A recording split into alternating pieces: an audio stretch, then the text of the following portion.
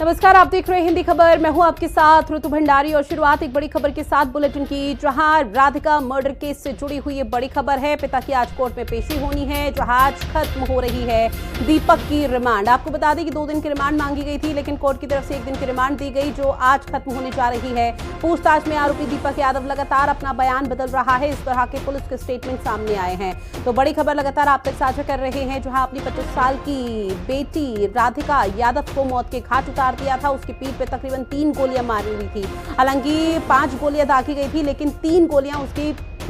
पीठ पर लगी थी, और जिसके बाद उसे जब तक अस्पताल ले जाया जाता तब तक वो दम तोड़ चुकी थी। लेकिन उसके बाद सवाल कई तरह के उठ रहे थे कि आखिर ऐसी क्या वजह रही होगी जिसकी वजह से एक पिता ने अपनी ही बेटी को मौत के घाट उतार दिया, उसकी हत्या कर दी। अब जो खुलासे हुए उसमें ये बताया जा रहा था कि समाज के तानों से वो परेशान हो गए थे, क्योंकि राधिका यादव एक अकेडमी चलाती थी, जहां न सिर्फ लड़कों को बल्कि लड़कियों तक को वो सिखाती थी टेनिस में, और यहाँ पर वो खुद एक खिलाड़ी भी रह चुकी है। और उसको लेकर पिता को ताने ये दिए जाते थे समाज और 4 लोगों की तरफ से कि वो बेटी की कमाई खाते हैं, जिसकी वजह से पिता आहत हो गए, परेशान हो गए। 15 दिन से किसी से कोई बातचीत नहीं की थी। माना यह भी जा रहा है कि वो डिप्रेशन में चले गए थे, काफी स्ट्रेस में थे, जिसके बाद उन्हें कुछ नहीं सूझा और उन्होंने अपनी ही 25 साल की बेटी की हत्या कर दी, उस पर गोली दाग दी। अभी भी यहाँ पर कई तरह के रिएक्शन सामने आ रहे हैं, लेकिन अंत में सवाल यही उठ रहा है कि जब ये बड़ा वारदात को अंजाम पिता की तरफ से दिया जा रहा था, तब राधिका यादव की मां और भाई कहां थे, और राधिका यादव की मां और भाई की तरफ से कोई खास स्टेटमेंट अभी तक सामने क्यों नहीं आया? क्योंकि अभी तक के रिएक्शंस और पूरे मामले पर अपडेट के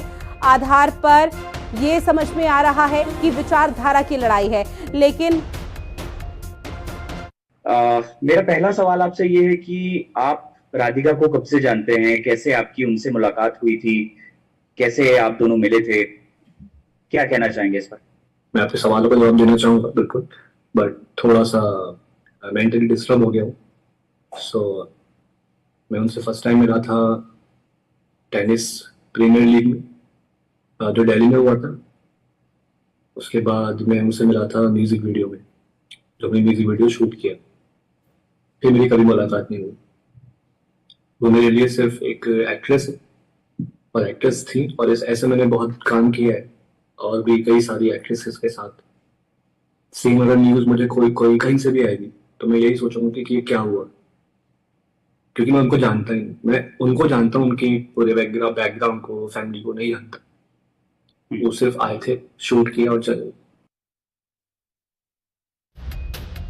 तो देखिए, इनामुल हक को भी आपने सुना। ये किरदार वो है जो राधिका यादव के साथ लगातार अब नाम जुड़ रहा है, क्योंकि एक वीडियो सोशल मीडिया पर बहुत तेजी के साथ वायरल हो रहा है, जिसमें राधिका यादव इनामुल हक के साथ एक वीडियो शूट कर रही है। हालांकि जो जानकारी अब तक सामने है उसमें ये भी बताया कि जब ये वीडियो शूट हो रहा था तो उस दौरान राधिका यादव अपनी मां को भी साथ में लेकर गई थी, लेकिन उसके बावजूद भी इस तरह की जो चीजें सामने आ रही है और पुलिस बारीकी से लगातार नजर बनाए हुए है। अब चूंकि ऑफिशियल स्टेटमेंट खुद यहाँ पर पुलिस प्रशासन का भी सामने आ चुका है और इनामुल हक का भी सामने आ चुका है कि वो राधिका यादव को तो जानता था, लेकिन राधिका यादव के बैकग्राउंड के बारे में उसे कुछ नहीं मालूम था, ना ही राधिका यादव से किसी तरह की दोस्ती थी। वो महज एक एक्टर है और एक एक्ट्रेस के तौर पर राधिका यादव से मिला था और मुलाकात के बाद एक वीडियो शूट की गई थी। बस इतना ही राधिका यादव से उसका ताल्लुकात था। अब ऐसे में इनामुल हक का कहना है कि वो काफी स्ट्रेस में है, लेकिन इस पूरे मामले पर अभी इंतजार करना होगा कि और किस तरह के बड़े खुलासे पूरे मामले से जुड़े हुए होते हैं, क्योंकि राधिका यादव हत्याकांड अभी यही नहीं थम जाता है।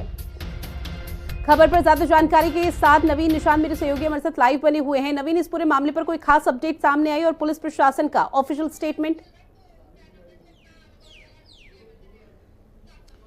देखिए, पुलिस ये दावा कर रही है कि जो उनके आरोपी हैं, पिता हैं दीपक यादव, उन्होंने अपना जुर्म कबूल कर लिया है, लेकिन अभी भी कई ऐसे इसमें एंगल हैं जो जांच का विषय है। पहली बात यह है कि जो राधिका यादव है उसकी मां आखिर अपना बयान दर्ज क्यों नहीं करा रही, क्योंकि अभी तक राधिका यादव की जो मां है उसका बयान दर्ज नहीं हुआ है और घटना के समय वो घर पे ही मौजूद थी। जिस इनामुल हक की बात हो रही है, जिसके साथ राधिका यादव ने तकरीबन 2 साल पहले एक वीडियो सॉन्ग शूट किया था, उसका भी बयान सामने आया है। क्योंकि इस वक्त इनामुल हक दुबई में है, तो उसने एक वीडियो बयान जारी किया है और कहा है कि वो सिर्फ एक अभिनेता के रूप में राधिका यादव से मिला था, और जब गाने की शूटिंग हो रही थी तो उस वक्त राधिका यादव की जो मां थी वो भी सेट पर आती थी, और इनामुल हक को राधिका यादव ने ही बताया था कि उसके जो पिता हैं उन्हें भी ये गाना बहुत पसंद है। इनामुल हक का यह भी कहना है कि गाने की शूटिंग के बाद राधिका यादव से उसकी कोई बातचीत नहीं हुई, कोई मुलाकात नहीं हुई, क्योंकि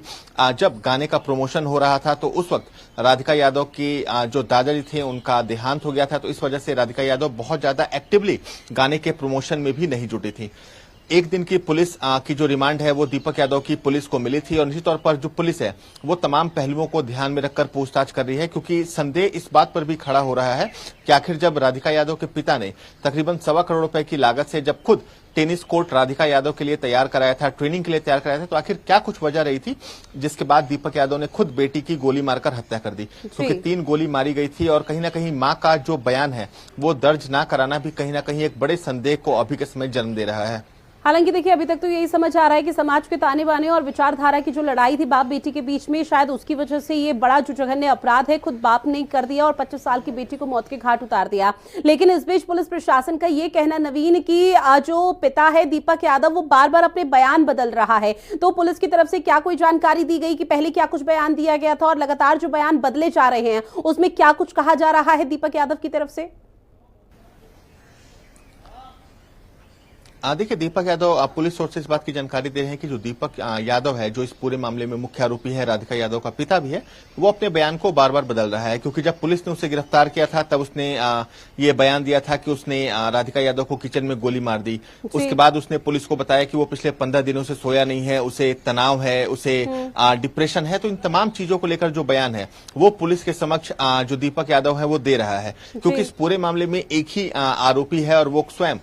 राधिका यादव का पिता है। तो ऐसे में पुलिस उससे लगातार पूछताछ कर रही है, क्योंकि आज शाम 4 साढ़े 4 बजे के करीब जो पुलिस की रिमांड है दीपक यादव की वो भी खत्म होने वाली है। तो ऐसे में पुलिस की कोशिश ये है कि ज्यादा से ज्यादा जो बयान है, जो स्टेटमेंट्स हैं, जो तथ्य हैं वो दीपक यादव से निकलवाया जाए, ताकि उसके आधार पर आगे की जो पुलिस की कार्रवाई होती है वो की जा सके, क्योंकि इस मामले में अन्य कोई आरोपी नहीं है, कोई अन्य छानबीन या जांच का विषय नहीं है, क्योंकि पोस्टमार्टम हो चुका है राधिका यादव की और जो डेड बॉडी है उसका अंतिम संस्कार भी कल देर रात कर दिया गया था। तो ऐसे में अब पुलिस दीपक यादव से ही सख्ती से पूछताछ करने में जुटी है, ताकि और जो गवाह और जो बयान है और जो सबूत हैं वो जुटाए जा सके, ताकि इस मामले में एक मजबूत चार्जशीट पुलिस फाइल कर सके। बिल्कुल, इंतजार तो फिलहाल इसी का कि पुलिस